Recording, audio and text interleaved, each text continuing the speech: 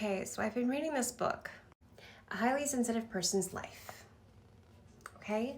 I looked up highly sensitive person, highly sensitive child, because I wanted to do more research on it because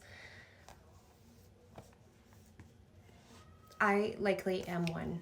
So I'm reading this book, and as I'm reading this book, my husband is asking me questions like, is it helpful? Are you relating? And I'm like, yeah, I mean, it's helpful. It's revealing some things about me, but then there are these other things that the author talks about that I just cannot relate at all to. But then as I'm introspectively thinking about what I've read, what I've digested, and what I know to be true about myself, I feel called out. So my entire younger childhood life, I used to think that I was this huge extrovert. Like, I just love to be around people. Like, I would tell myself this, I would tell other people this, that I thrive in crowds and that I seek interaction with other human beings because it fuels me. When in all actuality, when I think about it in retrospect, like, family get-togethers were incredibly exhausting for me because I felt like I had to be a certain way, I had to act a certain way, I had to respond a certain way to a lot of different people. Interactions with groups of people, work people that my parents worked with, company picnics, things of that nature, people that I don't know, I would feel very uncomfortable when kind of like draw inward, like wouldn't go out and socialize or seek interaction with other people. I wouldn't play with other children that I didn't know, wouldn't interact with adults that I wasn't familiar with. But this whole time throughout my young adult life and young child life, I kept saying, oh, I'm an extrovert, like I love people. And that is true in some sense because I am very extroverted around people, like my close circle, the people that I trust the most. I can be a very big personality around them because I feel safe to be 100% myself.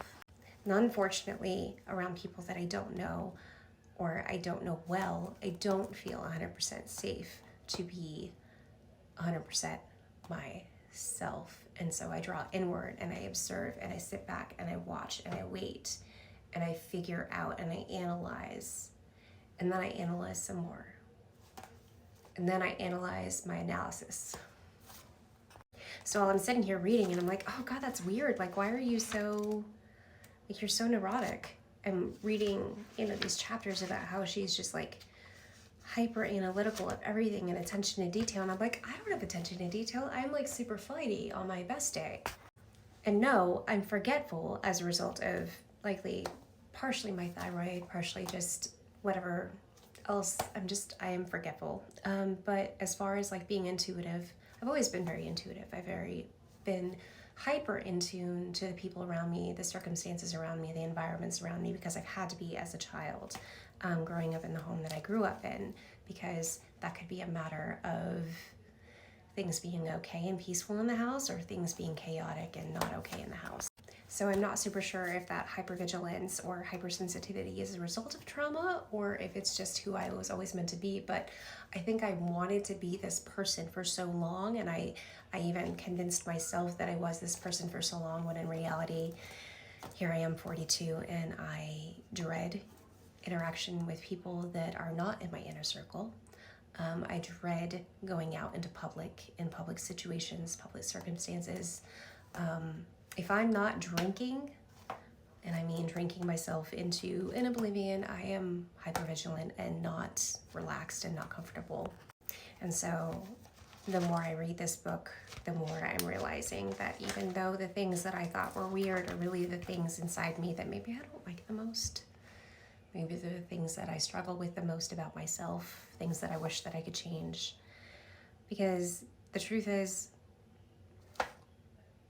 not the person that I always want to be. And that's a fault in its own, because I should be content with the person that I am. I need to come to an acceptance of the person that I am, not necessarily expect the world to change and adapt to me, but accept who I am and learn and grow to adapt to the world. So that's what I've gotten out of this book so far. Almost finished with it. Lord have mercy.